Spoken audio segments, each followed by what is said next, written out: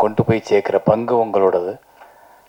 ஒவ்வொரு திரைப்படமும் மக்கள்கிட்ட போய் சேர்றதுக்கு நீங்கள் எடுக்கிற முயற்சி, நீங்கள் கொடுக்குற உழைப்பு ரொம்ப அற்புதமானது. அதனால் இந்த சங்கத்தோட தேர்தல், இந்த விழாவில் கலந்துக்கிறதுல ஒரு எழுத்தாளர் சங்கத்தோட உறுப்பினராக, தலைவராக, இல்லைன்னா ஒரு தனிப்பட்ட இயக்குனராக நான் ரொம்ப பெருமைப்படுறேன். ஸோ இதிலேருந்து தேர்ந்தெடுக்கப்பட்டிருக்க தம்பி யுவராஜோட தலைமையில் இருக்கிற டீமுக்கு என்னுடைய மனப்பூர்வமான வாழ்த்துக்கள். உங்களுக்குள்ள ஒற்றுமையும் சந்தோஷமும் எப்பவும் நிலைத்து நிற்கட்டும். சங்கத்தை நல்லபடியாக பார்த்துக்குங்க. அடுத்த லெவலுக்கு சங்கத்தை கொண்டு போங்க. இது என்னோட வேண்டுகோள். அடுத்ததாக இந்த நிகழ்ச்சிக்கு வந்து மத்தியில் அமர்ந்து ரொம்ப மென்மையாக எல்லாரோடையும் நல்ல சிரிப்போட அன்போடு உட்கார்ந்து அத்தனை பேர்த்துக்கும் தோழமையோடு பழகிக்கிட்டு இருக்க அமைச்சர் அவர்களுக்கு என்னுடைய வணக்கங்கள்.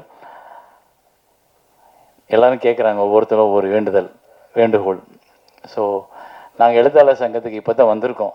எங்களோட குழு எங்களோட பொறுப்பை ஏற்று ஒன்று ஒன்றா பார்த்துக்கிட்டு இருக்கோம். எங்களுக்கும் சில கோரிக்கைகள் இருக்குது. ஆனால் அதை நாங்கள் சுயநலமாக இங்கே கேட்காம உங்கள்கிட்ட வந்து நேரடியாக கேட்டுக்கிறோம். அப்புறம் இங்கே பொதுவாக கேட்க வேண்டியது என்னென்னா, திரைத்துறையில் நிறைய பிரச்சனைகள் இருக்குது. நீங்கள் பார்க்கும்போது நாங்கள் எல்லோரும் சிரிச்சுக்கிட்டு இருக்கோம். ஆனால் தனியாக வீட்டுக்கு போய் உட்காந்தா ஒவ்வொருத்தரும் ஏதோ ஒரு யோசனையில் முழுகிக்கிட்டு இருப்போம். ஒரு திரைப்படம் எடுத்த தயாரிப்பாளர் அதை எடுத்து ரிலீஸ் பண்ணுறதுக்கு 1000 தடைகளும் பிரச்சனைகளும் இருக்குது. ஒரு படத்தை எடுத்த இயக்குனர் அந்த படத்தை முடிக்கிறதுக்குள்ளே இருக்க பிரச்சனைகள் நிறையா இருக்குது. ஸோ நிறைய பிரச்சனைகள். அதாவது ஆக்சுவலி சிவா சார் சொன்னது கரெக்ட். என்னென்னா, இந்த இந்த இந்த இண்டஸ்ட்ரியை புரிந்து கொண்ட ஒருத்தர் எங்களுக்கு அமைச்சராக கிடைச்சது, அதை முதல்வர் கொடுத்ததுக்கு உண்மையிலே பெரிய ஹாட்ஸ் ஆஃப் சல்யூட். ஏன்னா அவங்க தான் இதை தீர்க்க முடியும். நாங்கள் இதுக்கு முன்னாடி எத்தனையோ ஆட்சிகளில் நாங்கள் எங்களோட கோரிக்கைகளை வச்சுருக்கோம். சிலது நிறைவேற்றிருக்காங்க, நிறையாது நிறைவேற்ற முடியலை. ஏன்னா அதுக்கு அவங்க பக்குவமாக உட்காந்து பேசலை. இங்கே நீங்கள் எங்களுக்கு ஒரு குழு உருவாக்கி என்ன பிரச்சனைகள் இருக்குது, இதை எப்படி சால்வ் பண்ணலாம். இங்கே வந்து ஒரே நிமிஷம், இங்கே எல்லாரும் பிழைக்கணும். படம் ப்ரொடியூஸ் பண்ணும்போதே நாங்கள் வரி கட்டிடுறோம். ஆர்டிஸ்ட்லேருந்து நம்ம லொக்கேஷன்லேருந்து எல்லாத்துக்கும் வரியை கொடுத்துட்றோம். ஆனால் அந்த படத்தை ரிலீஸ் பண்ணுறதுக்கே தடுமாறும் பொழுது வரி அரசாங்கத்திற்கு போயிடுது. ஆனால் அதை எடுத்த தயாரிப்பாளரோ எடுத்த இயக்குனரோ தேங்கி நிற்கும் போது அவனுக்கு வாழ்க்கை யார் கொடுக்கறது? அப்படின்றப்போ இங்கே பிறந்த ஒவ்வொருத்தனுக்கும் வாழ உரிமை இருக்குது. அப்போ அந்த வாழ உரிமையை ஏற்படுத்தி கொடு அப்படின்னு தான் அரசாங்கத்திட்ட நாங்கள் எங்களோட வரியை செலுத்தி ஒரு சல்யூட் அடிக்கிறோம். அதுக்கு எங்களுக்கு ஒரு வாழ்க்கை வேணும். அப்படின்னா எல்லாரும் பிழைப்பதற்கான வழியை அரசு உருவாக்குவதற்கு நீங்கள் திரைத்துறைக்கு ஒரு குழுவை உருவாக்கி அதன் மூலம் ஒரு 10 நாள் 15 நாள் எங்களோட டிஸ்கஷன் பண்ணிங்கன்னா என்னென்னலாம் இருக்குது, எப்படியெல்லாம் அதை சரி பண்ணலாம். இங்கே எப்படி எல்லாரும் சார் சொன்னார்லப்பா, ஒரு போலீஸ்கார வர்றாரு, வேணான்னு சொல்கிறாரு, சல்யூட் அடிக்கிறாரு, யாரும் கேட்க மாட்டாங்க போங்கன்னு சொல்லல. அதே போல் ஒரு நாள் இங்கே திரைத்துறையில் எல்லாரும் நல்லா இருக்காங்க, எல்லாரும் பிழைக்கிறாங்க, எல்லார் படம் ஓடுது, எல்லா இயக்குனரும் நல்லா இருக்காங்க, எல்லா தயாரிப்பாளரும் வீடு இருக்குது அப்படின்ற நிலைமை வரணும்னா அது இந்த காலகட்டத்தில் நடந்தால் தான். இந்த காலகட்டம் தான் அதுக்கு சரியான காலம். ஏன்னா எங்கள் எல்லாரோட விஷயத்தையும் உற்று நோக்கிற தெரிஞ்ச ஒவ்வொரு நாள் ஷூட்டிங்கில் என்ன பிரச்சனைன்னு தெரிஞ்ச ஒரு முதலமைச்சர் அங்கே உட்காந்துருக்கார். ஸோ அவர் மூலமாக தான் எங்களுக்கு இதில் விடிவு காலம் வரும்னு நாங்கள் நம்புகிறோம். ஒரு சாதாரண இயக்குனராக நான் அதை உங்கள்கிட்ட முன்வைக்கிறேன். இதுக்கு என்ன நீங்கள் முயற்சி எடுத்தாலும் அதில் முதல்ல கூப்பிடுறால் என் பெயராக இருந்தால் நான் சந்தோஷப்படுவேன். நன்றி, வணக்கம். மாண்புமிகு அமைச்சர் அவர்களுக்கு வணக்கம். இங்கே இருக்கிற எல்லா பெரியவங்களுக்கும் வணக்கம். ரொம்ப சந்தோஷமாக இருக்குது இங்கே இருக்க. நாங்கள் எவ்வளோதான் உருட்டி புரண்டு படம் எடுத்தாலும் அது மக்களுக்கு கொண்டு போகிறது நீங்கள் தான். உங்கள் எல்லாத்தையும் ஒரே ரூமில் பார்த்து ஒரு நன்றி சொல்லலாம் தான் எனக்கு தோணுச்சு. என்னோடய வாழ்த்துக்கள் யுவராஜுக்கும் எல்லா வின்னர்ஸுக்கும். நான் ரொம்ப க்ளோஸ் குவார்ட்டர்ஸில் ஒரு படம் நிறைய பேர்த்தோட நான் ஒர்க் பண்ணியிருக்கேன். வந்த டைம்லேருந்து ஒரு படத்தை எப்படி மக்களுக்கு கொண்டு போகணுன்னு ட்ரை பண்ணி அந்த ப்ரெஷர் எல்லா ஃபோன் கால்ஸையும் எடுத்து எப்படி கொண்டு போகிறாங்கன்னு நான் பார்த்துருக்கேன். அது நிறையா க்ரியேட்டிவிட்டியும் நிறையா வரும். போர் தொழிலில் போய் யுவராஜ் என்ன பண்ணார் நான் பார்த்தேன். வேர்ட் ஆஃப் மவுத்னால தான் இது போகணுன்னாரு, அதே தான் நடந்தது. ஸோ பல creativity, out of the box thinking. நான் இப்போ கூட இந்த ஷாலுக்கு பதிலாக டவல் போடுறது தான் ஃபஸ்ட் டைம் பார்க்குறேன். அப்போ கூட சார் சொன்னார், அட்லீஸ்ட் இதில் ஏதாவது யூஸ் இருக்கும், ஷால்னால ஒன்றும் நடக்காது அப்படின்னு உதயகுமார் சார் சொன்னார். அதே மாதிரி அவுட் ஆஃப் த வேர்ல்டாக ஒருத்தர் பண்ணார். ஆர்எஸ் கார்த்திகேயன் சார் வந்து 3 துண்டோடு வந்தார். ஸோ இது எல்லாமே உங்களுக்கு தான் சார்ந்தது இந்த க்ரியேட்டிவிட்டி. வருங்காலத்தில் நிறைய படங்கள் நம்ம ஒர்க் பண்ணலாம். உங்கள் எல்லாத்துக்குமே வாழ்த்துக்கள். ஒற்றுமையாக இருங்க. Thank you so much. இந்த விழாவிலே கலந்து கொண்ட அனைவருக்கும் என்னுடைய நன்றி கலந்த வணக்கம். இந்த விழாவிலே கலந்து கொண்ட அனைவருக்கும் என்னுடைய வணக்கத்தை தெரிவிப்பதோடு சில இடங்களில் பேசாமல் இருக்கிறது நல்லதுன்னு என்னுடைய உரையை முடித்துக் கொள்கிறேன். நன்றி, வணக்கம். நடிகனாக பேசுகிறதா எழுத்தாளனாக பேசுகிறேன் ஒரு குழப்பத்தில் இருந்தேன். எழுத்தாளனாக பேசிடுறேன். ஏன்னா இப்போ தான் லேட்டஸ்ட்டாக எலெக்ஷனில் தென்னிந்திய திரைப்பட எழுத்தாளர் சங்கத்தில் இணைச்செயலாளராக வெற்றி பெற்றிருக்கேன். அதனால் எழுத்தாளராக பேசிடுவோம். உங்களுக்கு வந்து கிறிஸ்டியன் மதத்தை பற்றி தெரியும்னு நினைக்கிறேன். அதில் வந்து ஈஸ்டர்னு ஒரு பண்டிகை வரும். அந்த பண்டிகை அன்னைக்கு அந்த ஹால் முல்லாம் இருட்டாயிடும். பக்தரெல்லாம் கையில் மெழுகுவத்தி வச்சுருப்பாங்க. பாஸ்தான்னு சொல்லக்கூடிய ஒரு மெழுகுவத்திலேருந்து அந்த ஒளி வந்து மற்ற ஒளிகளுக்கு வந்து ஒளிபரப்பப்படும். அப்படி இப்படி இருட்டாக இருக்கும்போது அந்த ஒரு ஒளி யார் எடுத்து வரான்னு வெயிட் பண்ணிட்டே இருப்போம். அந்த ஒரு ஒளி கிளம்பி இன்னொரு கையில் கொடுக்கும். அது கரெக்டாக 5 நிமிஷத்தில் 1000 திரிகளை வந்து வெளிச்சமாக்கணும். அந்த ஒரு ஒளியாக உங்களை நான் பார்க்குறேன். நீங்கள் தான் இங்கே திரிமாவில் இருக்கிற அத்தனை பேருக்கும் ஒரு ஒளியாக இருந்து ஒளியை பரப்பப்பட்டீங்க. தென்னிந்திய திரைப்பட எழுத்தாளர் சங்கம் இதாவது தென்னிந்திய திரைப்பட பத்திரிகையாளர் சங்கம்னு சிஸ்டர் சொல்லிட்டே இருந்தாங்க. பத்திரிகை தொடர்பாளர் சங்கம், பத்திரிகையாளர்கள் தான் வந்து அவங்களுக்கு தொடர்பு படுத்தி இதை நியூஸை போடுங்கன்னு சொல்கிறதே அவங்க தான். ஆமாம், நீங்கள் நிறைய முறை அர்த்தம் சொன்னீங்க சார். அதாவது நான் விருதுநகரில் பிறந்து காலேஜில் படிச்சுட்டு இன்றைக்கி நான் வந்து ரவி மரியா விரிவுரையாளர் அப்படின்னு ஒரு போர்டு தான் எங்கள் வீட்டுக்கு முன்னாடி தொங்கியிருக்கும். இன்றைக்கி தமிழர்கள் எங்கெல்லாம் இருக்காங்களோ அங்கெல்லாம் ரவி மரியா இவன் தான் சொல்ல வச்ச பெருமை இந்த பத்திரிகை தொடர்பாளருக்கு சாரும். அவங்களுக்கு எத்தனை முறை நன்றி சொன்னாலும் இன்னைக்கு நம்முடைய மாண்புமிகு முதலமைச்சராக இருக்கிற திரு சி ஜோசப் விஜய் அவர்கள் முதல்ல நடிக்க வராரு. என் பையனை அறிமுகப்படுத்த போகிறேன், இந்த நியூஸை பத்திரிகை கொடுத்துருங்கன்னு உங்கள்கிட்ட தான் எஸ்சி சந்தர் சார் ஃபர்ஸ்ட் ஒப்படைச்சிருப்பார். உங்கள் கைராசி இன்னைக்கு அவர் முதல்வராக இருக்கார். நேற்று வந்து நைட்டு வந்து ஒரு பிளாட்ஃபார்ம் கடையில் நான் எப்பயுமே சாப்பிட ரொம்ப டேஸ்ட்டாக இருக்குன்னு சொல்லிட்டு நண்பரோட போய் அப்போ அந்த பிளாட்ஃபார்ம் பஸ் கிட்டத்தட்ட 10 வருஷம் பார்த்துட்டே இருக்கேன். அவர் சொன்னார், என்னண்ணே தாவேக்கால் இணைஞ்சிட்டிங்களாமே அப்படின்னு. அரசியல் பேச நினைக்காதீங்க, ஒரு ஈமெயிலுக்காக சொல்கிறேன். அது வந்து உங்களுக்கு தான் நான் இணைஞ்சதாக தெரியும். நான் விஜய் சார் நானும் 30 வருஷம் நண்பர்கள். குஷி படத்தில் அசோசியேட் இருக்கும்போது அப்படின்னு. அப்படியாண்ணே நானும் இணைஞ்சிட்டேன் அப்படின்னாரு. என்ன இணையன்னு இணைஞ்சிங்களா? இல்லைண்ணே, கடந்த ஆட்சியில் கவுன்சிலருக்கு 500 ரூபா, போலீஸுக்கு 500 ரூபா, டெய்லி 1000 ரூபா கொடுத்து மாதம் 30,000 ரூபா கப்பம் கட்டிட்டு இருந்தேன். என்னைக்கு விஜய் சார் ஆட்சிக்கு வந்தாரோ இன்ன வரைக்கும் மாதம் எனக்கு 30,000 மிச்சம் ஆகிட்டு இருக்கு அப்படின்னாரு. அவ்வளோ சிறப்பாக இந்த ஆட்சி போகுது. சிவா சார் சொன்னாங்க, இந்த போலீஸில் எங்கேயுமே பெர்மிஷன் பிரச்சனை இல்லை, யாரும் வந்து காசு கேட்கறது இல்லை, எந்த தொல்லையும் இல்லைங்கன்னாரு. இதை நடிகனா நான் ஒரு 3 படத்தில் பார்த்துட்டேன், நானே சாட்சி. இப்படி ஒரு அற்புதமான ஆட்சியை மக்களுக்கு கொடுத்துட்ருக்கீங்க சார். ஆனால் சினிமாவிலிருந்து போன ஒரு முதலமைச்சர், சினிமாவிலிருந்து போகிற எங்களுடைய துறை அமைச்சர் ராஜ்மோகன் சார் வந்து நான் நடித்த நான் சிரித்தால் படத்தில் நிகழ்ச்சி தொகுப்பு பண்ணி நினைக்கிறேன் சார், கொரோனாவுக்கு முன்னாடி. நான் அன்றைக்கி ஒரு ஸ்பீச்சை கேட்கும்போது உண்மையிலே இவர் ஒரு நல்ல ஸ்பீச்சராக இருக்காரு, ஒரு நல்ல எதிர்காலம் இருக்குது, இப்படி சினிமாவிலேயே ட்ரை பண்ணிட்டு இருக்காருன்னு நினச்சேன். ஆனால் காலம் உங்களை சரியான இடத்துல சேர்த்து இன்றைக்கி அமைச்சராகிருக்கு சார். காலத்திற்கும் இயற்கைக்கும் ரொம்ப நன்றி சார். எங்களுடைய கோரிக்கை ஒன்று தான் சார். வருடம் விருதில் வந்து 7 வருடம் 8 வருடம் சேர்த்து கொடுக்கப்படுது. சிறந்த நடிகர், சிறந்த தொழில்நுட்ப கலைஞர்கள், சிறந்த இயக்குநர்கள் இப்படின்னு எப்பயுமே 8 வருஷம் 5 வருஷம் சேர்த்து தான் கொடுக்குறாங்க. சம்டைம் அந்த அவார்டு வாங்குறவங்க நோம்பு இல்லாமல் கூட போயிடுறாங்க சார். இப்போ நீ எனக்கா இல்லை எங்களுக்காக ஒன்று பண்ணணும். வருடம் அந்த வருடம் முடிஞ்சு ஜனவரி மாதம் பிப்ரவரி மாதத்துக்குள்ள அடுத்த வருடத்துக்கான அவார்டை உடனே அனௌன்ஸ் பண்ணுற மாதிரி ஒரு குழுவை அமைத்து வருஷம் உடனே கிடைக்கணுங்கிற மாதிரி பண்ணணும் சார். ஏன்னா அப்பொழுதுதான் அந்த படத்துக்கான மரியாதை, அந்த நடிகனுக்கான மரியாதை, அந்த தொழில்நுட்ப மரியாதை கிடைக்க நான் விரும்புகிறேன். 5 வருஷம் இந்த படத்தை நீங்கள் பண்ணீங்களா, வாழ்த்துக்கள் பாஸ் சொல்லும்போது அந்த கிக்கே குறைஞ்சிருது. ஸோ விருதுகளை மட்டும் அப்பப்போ வழங்கணும். எழுத்தாளர் சங்கமாக என்னுடைய கோரிக்கையில் வந்து என்னென்னா, நம்ம தலைவர் சொல்லிட்டாரு, நான் எழுதி உங்கள்கிட்ட கொடுக்குறேன்னாரு. அவங்க கொடுப்பாங்க. தமிழ் துறைகளுக்கு உண்மையிலே ஒரு வார்த்தை சொன்னாங்க யாரும், இந்த பீரியடில் தமிழ் திரையுலகம் வந்து தப்பிக்கலைன்னா வேறு எந்த பீரியட்லையுமே தப்பிக்க முடியாதுன்னு சொன்னாங்க. ஏன்னா நம்மளிடம் இருந்தவர், நம்மளுடைய நட்பாக இருந்தவர் இன்னைக்கு முதலமைச்சராக இருக்காரு. இந்த துறையை காப்பாற்றுறீங்கன்னா தமிழ்நாட்டில் உள்ள அத்தனை துறையும் நீங்கள் காப்பாற்றுதான் அர்த்தம் சார். எனவே தமிழ் துறையில் இருக்கிற அத்தனை பிரச்சனைகளும் நீங்கள் தீர்க்கணும்னு வேண்டிக்கிறேன்.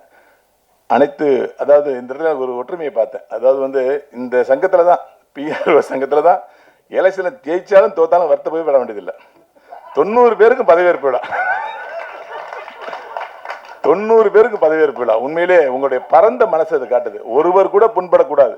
என்னுடைய ஃபர்ஸ்ட் படத்துக்கு பிஆர் வந்து மௌன ரவி அண்ணன், அவரை கூட்டு வந்து அவரை ஹானர் பண்ணது, பொதுக்குழு உறுப்பினராக்குனது, அமைச்சர் வந்து கீழே இறங்கி போய் அவரை வந்து நான் வரேன்னு சொல்லி ஃபோட்டோ எடுத்தது, இதெல்லாமே வந்து ரொம்ப சந்தோஷமா இருக்கு. இந்த நிகழ்வுலாம் பல வருஷம் நடக்காமல் இருந்துச்சு, இப்போ நடந்துகிட்டு இருக்கு.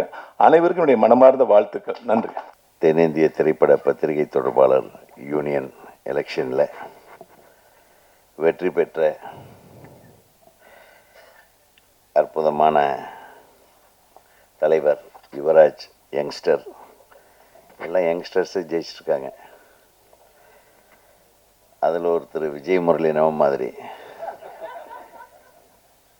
பொருளாளர் வி.கே. சுந்தர் மற்றும் இந்த அணியினர் புவனேந்திரன், சதீஷ்குமார், பாலசுப்ரமணியம், எம்பேரில் ஒருத்தர் ஆர்.வி. உதயகுமார், கிளாமர் சத்யா, மதுரை செல்வம், மதிவொலிக்குமார், நிகில் முருகன், ராமானுஜம், நிதிஷ், ஸ்ரீராம், சதீஸ்வரன், பரணி, அப்புறம் மறைச்சிட்டாங்க, அதனால் தெரியல, ஆகிய அனைத்து நல் உள்ளங்களுக்கும் வெற்றி பெற்ற உங்கள் அனைவருக்கும் எனது நல்வாழ்த்துகள்.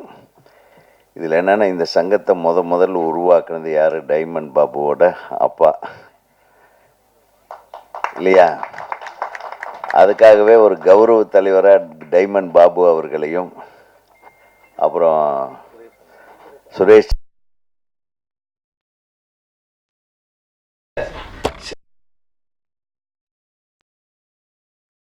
அனைத்து செல்வதுதான் ஒரு நல்ல தலைமை பண்புக்கு அழகு.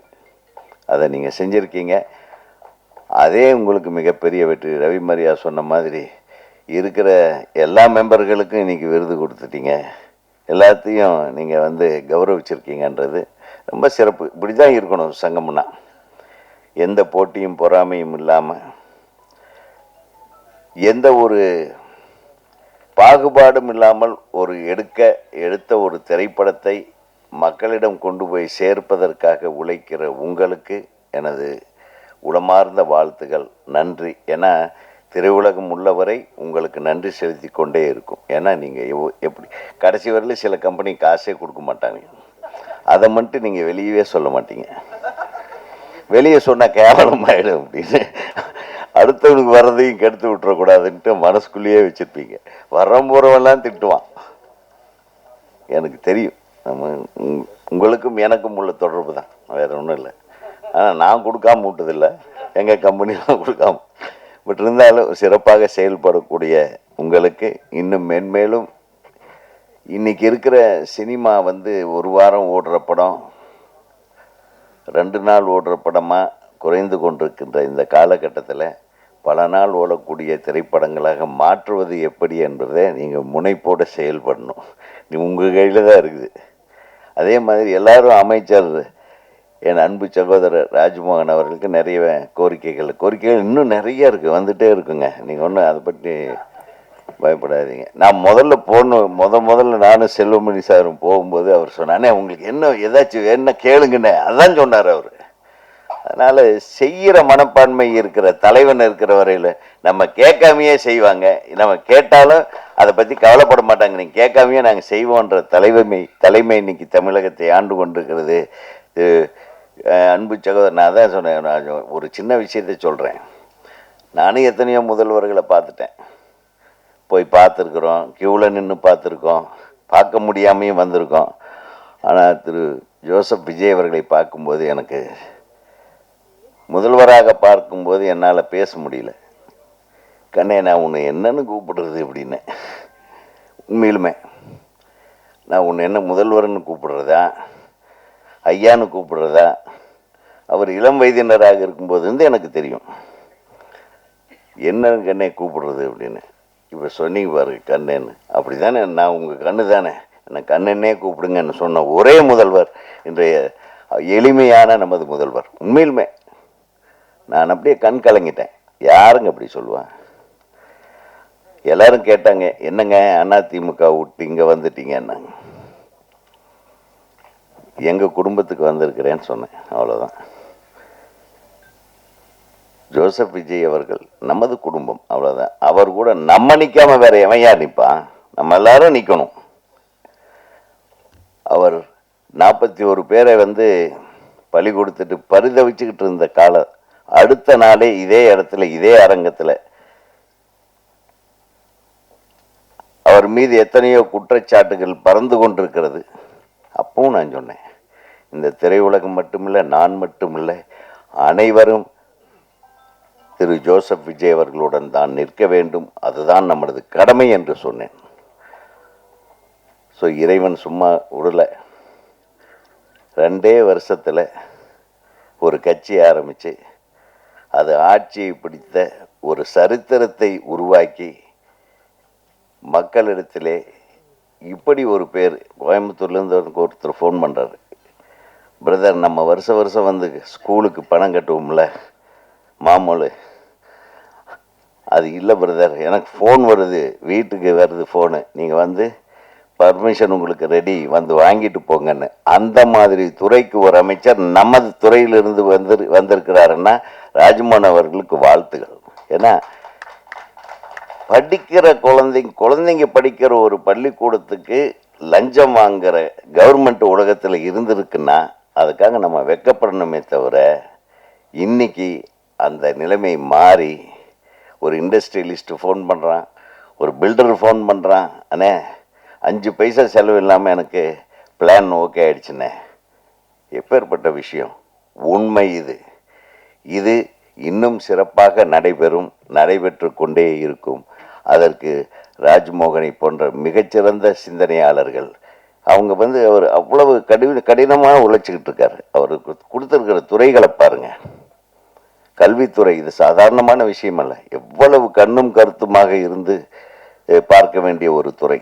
ஒவ்வொரு துறையிலும் முதலமைச்சர் இப்போ எடுத்துக்கிட்டிங்கன்னா, காலையில் அவர் எந்திரிச்சு என்ன பண்ணுறாருன்னு தெரில பாவம். 6 மணிக்கு உட்காந்து என்னென்ன துறையில் என்னென்ன நடக்குது, என்னென்ன நடக்கணும், என்னென்ன அநியாயங்கள் நடந்தது, எதை சரிப்படுத்தணும், இதுக்கு எத்தனை பொருட்செலவாக நம்ம எக்கானமி என்ன, இத்தனையும் திங்க் பண்ணிட்டு இருக்கிற ஒரு முதலமைச்சர் இருக்கிறாருன்னா அது திரு ஜோசப் விஜய் அவர்கள் மட்டும்தான். நமது மாண்புமிகு முதல்வர் அவர்கள் கண்ணுறக்கம் இல்லாமல் பணி செய்து கொண்டிருக்கிறார் என்பது மட்டும் நமக்கு புரிகிறது. ஏன்னா எனக்கு தெரியும் கவர்மெண்ட்ல என்னென்ன, ஒவ்வொரு துறையிலும் என்னென்ன பிரச்சனைகள் இருக்குன்னு எங்களுக்கு தெரியும். அத்தனை மீறி ஒரு அற்புதமான ஆட்சியை கொடுத்து கொண்டிருக்கிற இந்த அரசுக்கும், அதில் ஒரு அங்கமாக இருந்து அற்புதமாக செயலாற்றி கொண்டிருக்கும் நமது அமைச்சர் ராஜ்மோகன் அவர்களுக்கும் நான் மனமார்ந்த நன்றியையும் வாழ்த்துக்களையும் தெரிவித்துக் கொள்கிறேன். ஏன்னா இந்த இடத்துல நாம் வந்து நம்மளுக்கு அது வேணும், இது அவங்களுக்கு தெரியும் நம்மளுக்கு என்ன வேணும்னு. இன்றைக்கி எல்லாம் தியேட்டரில் ஒரு ஷோ தான் ஓட்டுறாங்க. அட்லீஸ்ட் எந்த சின்ன படமாக இருந்தாலும் ஒரு 4 ஷோ ஓட்ட சொல்லணும். அது உங்களால் முடியும். ஒரு ஷோவோட ஒரு படத்தை கொலை பண்ணுறாங்க பாருங்க, அதை மாற்றணும். அதுதான் மெயின். முதலியாவது ஒரு ஒரு 30 தியேட்டர் கொடுத்தாலும் 30 தியேட்டர் 4 ஷோ ஓடினாதாங்க ஏதோ ஒரு டைமில் அந்த படத்தை பார்த்து நல்லா இருக்கு நல்லா இல்லைன்னு கணிக்க முடியும். ஸோ அந்த ஒரு நிலைமையை மாற்றினாவே சினிமா உருப்பிட்டுன்னு நினைக்கிறேன். நிறைய விஷயம் இருக்குது. இந்த தென்னிந்திய திரைப்பட பத்திரிகை தொடர்பாளர் யூனியன் மிகச்சிறந்து விளங்க வேண்டும். அனைவருக்கும் எனது அன்பான வாழ்த்துக்களை சொல்லி, இந்த மேடையில் அமைந்திருக்கும் நம்ம சூப்பர் ஸ்டாரோடைய வாரிசு டி சிவா அவர்களும், நமது செல்வமணி அவர்களும், நமது தயாரிப்பாளர் இங்கேயே ஒரு மீட்டிங் போட்ட வேலையை முடிச்சிடலான்னு நினச்சி நான் சொல்கிறேன். அதனால் அனைவருக்கும் நன்றி கூறி விடைபெறுகிறேன். நன்றி, வணக்கம். Honorable Minister Rajmohan Ayya, vanakkam. Thambi sonna mari, I'm really very happy to be here today. And எனக்கு ஒரு விஷயம் ரொம்ப ஸ்ட்ராங்காக மனசில் பட்டுச்சு. when யுவராஜ் said இந்த மாதிரி ஒரு இவெண்ட் இருக்குன்னா நான் அந்த இவெண்ட்டுக்கு வரணும் அண்ட் இந்த விஷயத்தை நான் மேடையில் சொல்லணும்னு எனக்கு பட்டுச்சு. நம்ம ப்ரொடியூசர்ஸாக, ஃபில்ம் மேக்கர்ஸாக, டைரக்டர்ஸாக பெரிய பெரிய ஈவெண்ட்ஸ் நிறைய படத்துக்கெலாம் நம்ம நிறைய பண்ணும்போது ஆக்டர்ஸ் பற்றி நிறைய பேசுவோம், சீஃப் டெக்னீஷியன்ஸ் பற்றி நிறைய பேசுவோம், நம்மளோட எக்ஸ்பீரியன்ஸ் இந்த ஃபில்ம் பற்றி நிறைய பேசுவோம். பட் நம்ம பிஆர்ஓஸ் பண்ணுற ஒர்க்கை பற்றி நம்ம பேச மாட்டேங்கிறோம். I honestly feel PROs deserve more credit. And இது எல்லா ஈவெண்ட்லேயும் அந்த கிரெடிட்ன்றது தான் எல்லாருக்கும் ரொம்ப முக்கியம். அண்ட் அது பிஆர்ஓஸ் அது backbone of a film. இங்கே நிறைய சீனியர்ஸ் சொன்ன மாதிரி ஒரு படத்தை நாங்கள் நல்ல படம் எடுக்கிறது தான் எங்கள் பொறுப்பு, பட் அது மக்களுக்கு கொண்டு போய் சரியாக சேர்க்குற வேலை பிஆர்ஓஸ்து. So thank you for all the effort. And நீங்கள் வந்து படத்தோட பூஜையிலேருந்து ப்ரீ ரிலீஸ் இவெண்ட்லேருந்து ரிலீஸ் அண்ட் போஸ்ட் ரிலீஸ் வரைக்கும் ஒரு ப்ரொடியூசரோட பயணம் ஒரு படத்தில் என்னவோ அதே பயணத்தில் நீங்கள்லாம் as a பார்ட்டாக இருக்கீங்க. So we all owe you a big thank you. And Riyaz sir, உங்களை பற்றி ஒரு வார்த்தை சொல்லாமல் என்னால் இறங்க முடியாது ஸ்டேஜில் இருந்து. 30+ இயர்ஸ் இருக்குமா சார் நம்ம family association. Thank you sir, thank you. And நிறைய பேர் நீங்கள்லாம் எங்களுக்கு ஃபேமிலி மாதிரி. And Yuvaraj, congratulations. எனக்கு வித் லவ் படத்துலேருந்து தான் யுவராஜ் பழக்கம். அண்ட் கொஞ்ச நேரத்துலேயே நல்லா க்ளோஸ் ஆகிட்டோம். And I feel your most best trait, Yuvraj, is your positive energy and your smile. So keep that smile, be the same. And again, inge vandu இந்த eventல கலந்துக்கிட்டதுல I'm very happy and thank you very much. தென்னிந்திய திரைப்பட பத்திரிகை தொடர்பாளர் சங்கத்தின் பதவியேற்பாளருக்கு வருகை தந்துள்ள மாண்புமிகு அமைச்சர் ராஜ்மோகன் அவர்களை நான் சொல்லும்போது அவருக்கும் சிரிப்பு இருக்கு, எனக்கு நான் இது போல தான் வந்து நம்ம சிஎம்ஐ பார்க்கும்போது சொன்னேன், சார் கனவு மாதிரியே இருக்குது சார் அப்படின்னு சொன்னேன். ஆனால் எனக்கு கூட கனவு மாதிரி தான் இருக்குது, என்னால் நம்ப முடியலண்ணே. அவர்கிட்ட தான் நான் ஆயிட்டேன்னு கீழே இருக்கிற யாருக்கும் நம்ப முடிய மாட்டேங்குதானே அப்படின்னாரு. உண்மையிலே இது ஒரு கனவு தான். இந்த நிகழ்ச்சிக்கு தலைமை தாங்கியுள்ள அமைச்சர் அவர்களுக்கும் பத்திரிகை தொடர்பாளர் உறுப்பினர் அனைவருக்கும் என்னுடைய வாழ்த்துக்கள். இங்கே வந்தவர் ஒரு புது ஃபார்முலா நான் கற்றுக்கிட்டேன். எலெக்ஷனை எப்படி நடத்தணும்னு கற்றுக்கிட்டேன். இருக்கிற மெம்பர் எல்லாரையும் மேடையேற்றி இறக்கி விட்டுட்டா யாரும் ஏற்று நிற்க மாட்டாங்கிற உண்மையும் கற்றுக்கிட்டேன். அடுத்து அது ரொம்ப ஈஸியாக இருக்கும். உண்மையில் பத்திரிகை தொடர்பாளர்களை பொறுத்தவரைக்கும் நாங்கள் வந்து ஒரு நண்பர்கள் போல தான் பழகுவோம்.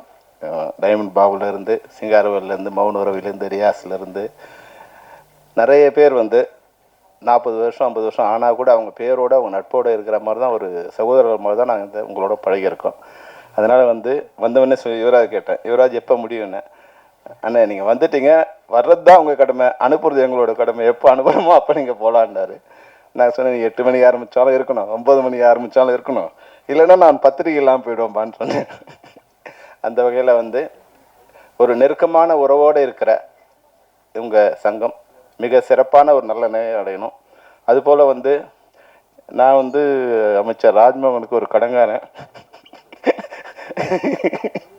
கடன் பெற்றுக்கோன்னு சொல்லுவோம் இல்லையா, அது மாதிரி கடங்காரன். எங்களுக்கு தமிழுக்கு கொஞ்சம் கடன் கொடுக்கணும். அந்த கடனை நீங்கள் கொடுத்தீங்கன்னா அவருக்கு கடனை கொடுத்துட்டு அந்த கடனை அடிச்சுட்டு எங்கள் கோரிக்கைகளை நாங்கள் கேட்போம்.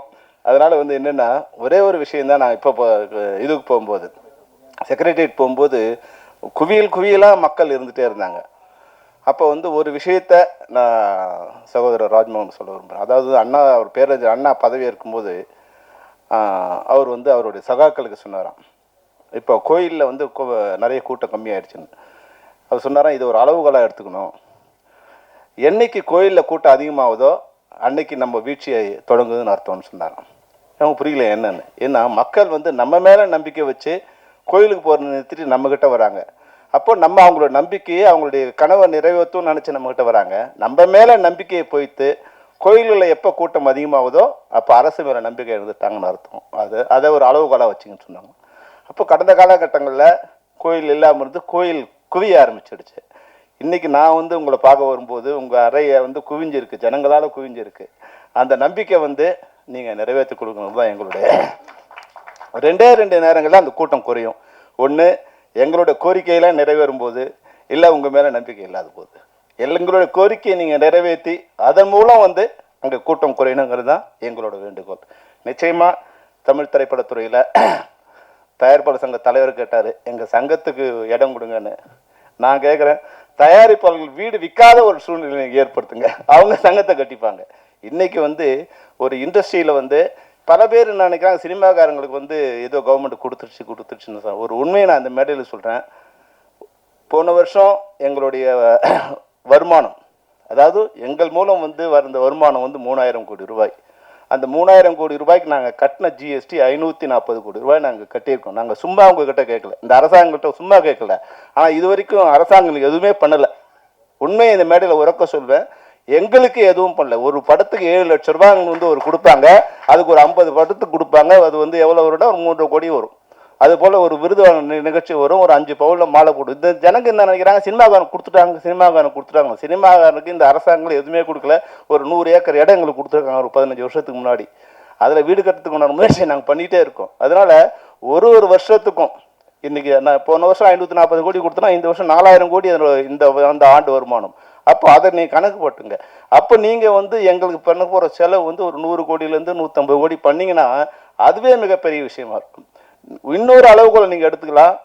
என்னைக்கு வந்து திரைப்படத்துறையில் அரசாங்கங்கள் மேலே வந்து அதிருப்தி ஏற்படுதோ அப்போல்லாம் ஆட்சி மாற்றம் நிகழ்ந்துகிட்டே இருக்குது.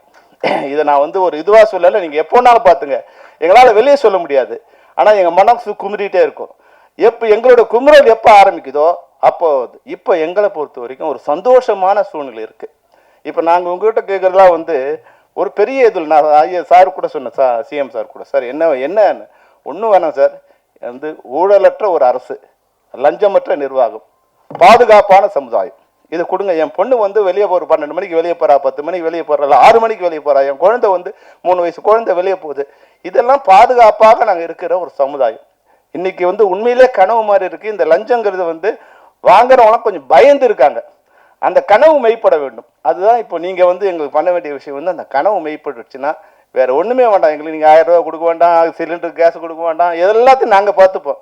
எங்ககிட்ட இருந்து லட்சக்கணக்கில் நீங்கள் கொள்ளையடிச்சிட்டு எங்களுக்கு 100 ரூபா 1000 ரூபா கொடுத்துக்கிட்டு இருக்க நிலை இல்லாமல் நாங்கள் காப்பாற்றி கொடுத்த திறமை இருக்குது. தமிழ்நாட்டை பொறுத்த வரைக்கும் யார்கிட்டையும் கையேந்த வேண்டிய சூழ்நிலை இல்லாதது தான் இந்த தமிழ்நாட்டு மக்கள் இருக்காங்க. என்னன்னா எங்களுக்கு முறைப்படியான ஒரு அரசாங்கம் இருந்தால் போதும், அதை கொடுப்பாங்கங்கிற ஒரு நம்பிக்கையை இன்னைக்கு வந்து இந்த அரசாங்கம் ஏற்படுத்தியிருக்கு. அதுதான் வந்து ஒரு புதிய கனவு. தமிழ்நாட்டை வந்து ஒரு யுவராஜாவும் தென்னிந்திய பத்திரிகை பால்குற யுவராஜா வந்திருக்காங்க தான் நல்ல நேரமாக நினைக்கிறேன். தமிழ்நாட்டுக்கும் நல்ல நேரம், இந்த சங்கத்துக்கும் நல்ல நேரம். அதை பொறுத்தவரையில் எங்களுக்கு ஒன்று நீங்கள் பண்ணிங்கன்னா நல்லாயிருக்கும். என்னென்னா ஒரு ஸ்ட்ரக்சர் பண்ணி கொடுத்துருங்க. எங்கள் திரைப்படத்துறையை ஒரு ஸ்ட்ரக்சர் பண்ணி கொடுத்துருங்க. ஒரு தமிழ்நாடு ஃபிலிம் டெவலப்மெண்ட் கார்பரேஷன், ஒரு அரசு கீழே ஒரு அரசு IAS அதிகாரி கீழே அந்த துறையும் போது இங்கே தலைக்கு பெருதணும்னு இருக்கும். அது வல்லாலாம் வந்து ஒரு சிண்டிகேட் பண்ணிக்கிட்டு சின்ன ஆட்களை வாழ முடியாத ஒரு சூழ்நிலை இருக்கும். எல்லா துறையிலும் வந்து ஒரு ஃபிஷர்மேனை வச்சுங்க. நீங்கள் கட்டுமரத்தில் போகிறவங்க ஒரு வரைக்கும் இருக்கலாம், கட்டுமரத்தில் போகிறவங்க எங்கே மீன் பிடிக்கலாம், பெரும் கப்பலில் போகிறவங்க எங்கே மீன் பிடிக்கலான்னு இருக்கும். ஆனால் இங்கே வந்து சைக்கிளில் போகிறவனுக்கு ஒரு பாத்து இருக்குது, காரில் போகிறவனுக்கு பாத்து இருக்குது, பஸ்ஸில் போகிற பெரும் பாத்து இருக்குது. ஆனால் திரைப்படத்துறையில் சின்ன தயாரிப்பாளர்கள் சின்ன திரைப்படங்கள் வாழ்வதற்கான ஒரு சூழ்நிலையே இல்லாமல் பெரிய திரைப்படங்கள் மொத்தத்தையும் கபலீகரம் பண்ணுங்க சூழ்நிலை. பெரிய திரைப்படங்கள் வரணும், ஆனால் சின்ன திரைப்படங்கள் வாழ்வதற்கான ஒரு சூழ்நிலை ஏற்படுத்தினாதான் தமிழ் கலாச்சாரம் தமிழர் பண்பாடு எந்த படங்கள் வளரும்னா தமிழ் திரைப்படங்கள் சின்ன திரைப்படங்கள் மட்டும்தான் வளரும். அந்த திரைப்படங்களை காப்பாற்றினீங்கன்னா தமிழ்நாட்டோட கலாச்சாரம் உலக அளவில் பரப்பப்படும். தமிழ்நாடும் நல்லா இருக்கும், தமிழரும் நல்லா இருப்பாங்க, தமிழ் திரைப்பட தயாரிப்பாளரும் நல்லா இருப்பாங்க. ஒரு 250 படம் வெளியாகின்ற காலகட்டத்தில் 220 படங்கள் சிறு திரைப்படங்கள் தான் வெளியாகுது. அதை காப்பாற்றுகின்ற ஒரு முயற்சியில் அரசு வந்து உங்களுக்கு நாங்கள் சொல்ல வேண்டியதில்லை. ஏன்னா நீங்கள் எங்களோட இருந்திருக்கீங்க, எங்களோட சின்ன திரைப்படத்திலேருந்து எல்லா படங்களும் நீங்கள் பார்த்துருக்கீங்க, தலைவரும் உங்கள் சிஎம்மும் அதை பார்த்துருக்காங்க. எங்களை பொறுத்த வரைக்கும் இந்த நேரத்தில் இந்த கோரிக்கை நான் வந்து எங்கள் யாருக்காகவும் இல்லாமல் எங்கள் அனைவருக்குமான நீங்கள் அந்த ஒரு ஸ்ட்ரக்சரை நீங்கள் பண்ணி கொடுத்துட்டீங்கன்னா ப்ரொடியூசர் நல்லா இருப்பாங்க, ஆர்டிஸ்ட் நல்லா இருப்பாங்க, டெக்னீஷியன் நல்லா இருப்பாங்க, லேபர்ஸ் நல்லா இருப்பாங்க, அதில் வர எக்ஸிபியூட்டர் டிஸ்ட்ரிபியூட்டர்லேருந்து இன்றைக்கி வர பத்திரிகை தொடர்பாளர் வரைக்கும் அந்த பிரச்சனை இல்லாமல் இருக்கும். ஒரு ஸ்ட்ரக்சர் மட்டும் நீங்கள் பண்ணி கொடுத்தீங்கன்னா போதும். உண்மையாகவே இந்த ஆட்சி எங்களுக்கு ஒரு நம்பிக்கை ஏற்படுத்தியிருக்கு. நீங்கள் எங்கள் நண்பருங்கிறதால உங்களை எல்லா வகையிலும் பயன்படுத்திட்டாங்க. 90 பேருக்கு மாலை போடுற அளவுக்கு கூட நீங்கள் இருந்து கவலைப்படாமல் கஷ்டப்படாமல் போட்டீங்க. அந்த உங்கள் நல்ல உள்ளத்துக்கு நன்றி. உங்களிடம் நாங்கள் எதையும் பெரிதாக எதிர்பார்க்கவில்லை. எங்ககிட்டேருந்து ஒரு கான்ட்ரிபியூஷன் வந்து இந்த அரசுக்கும் இந்த தமிழ்நாட்டுக்கும் நாங்கள் கொடுத்துட்ருக்கோம். அதுலேருந்து கொடுக்க வேண்டிய நியாயமான பங்கு எங்களுக்கு கொடுங்க. எங்கள் ஒரு தவறான ஒரு இமேஜ் வந்து இங்கே பரவிட்டு இருக்கு. சினிமாக்காரன் கொடுத்துட்டாங்க, நாங்கள் எங்களை ஒன்றும் இல்லை மேடையில் உட்கார வச்சு லெஃப்டில் கமலஹாசன் ரைட்டில் ரஜினிகாந்த் உட்காந்து நீங்கள் பண்ணி விழா நடத்துறது தவிர வேறு எங்களுக்கு அதன் மூலம் எங்களுக்கு என்ன வருமானம் தான் ஒரு நாள் வந்து நாங்கள் விழா நடத்தணும். அதை பார்த்து ஜனங்க வந்து எங்களுக்கு ஏதோ வாரி கொடுத்துட்டாங்கிற ஒரு இமேஜ் தான் கிரியேட் பண்ணியிருக்க தவிர எங்களுக்கு இது வரைக்கும் வந்ததில் திரைப்பட தொழிலாளர்கள் நான் சொல்கிறேன், திரைப்பட தொழிலாளர்களுக்கு ஒரு 100 ஏக்கர் இடம் கொடுத்துருக்காங்க. நிச்சயம் அதைத்தான் இந்த 50 வருடத்தில் திரைப்பட தொழிலாளர் கிடைத்த ஒரு லாபம். அதை தவிர நிறைய விஷயங்கள் இருக்குது. நாங்கள் நீங்களே சொன்னீங்க ஒரு நாள் பெப்சிக்கு நாங்களே வரோம் சார் உட்காந்து. நிச்சயமாக நீங்கள் எப்போ இல்லை நாங்கள் வரோம். இன்னும் ஏன்னா உங்கள் வேலை பொழுது பார்க்கும்போது எனக்கு பயமாக இருக்குது. எப்போ பார்த்தாலும் உங்களுக்கு எக்கச்சக்கமான ஒர்க் இருக்குது. அது பள்ளிக்கல்வித்துறைன்னா நான் இந்த டிரான்ஸ்ஃபர் நேரத்தில் சொல்ல முடியாது. உங்கள் வெளியே ஆரம்பித்து வெளிகேட்டு வரைக்கும் ஆள் இருக்காங்க. உங்களால் வந்து நிச்சயமாக வர முடியாது. நீங்கள் வரணும்னு நினைக்கிறீங்க, ஆனால் வர முடியாது. அதனால் வந்து ஒரு மணி நேரத்தை எங்களுக்காக நீங்கள் ஒதுக்கி கொடுத்தீங்கன்னா நாங்கள் வந்து எங்களுடைய ஒரு முன்னாடி சொன்னீங்க. இப்போ தம்பி இருக்கார் ஜெகதீசன் வந்து சொல்றீங்களா? ஏன்னா ஜெகதீஷ் இருக்கிற வரைக்கும் உண்மையில இல்லை. ஜெகதீஷ் வந்து மிகச்சிறந்த அறிவாளி. அந்த அறிவாளிக்கு தலைவனாக இருக்கிறோம். நீங்கள் மிகப்பெரிய அறிவாளியாக இருக்கணும். ஏன்னா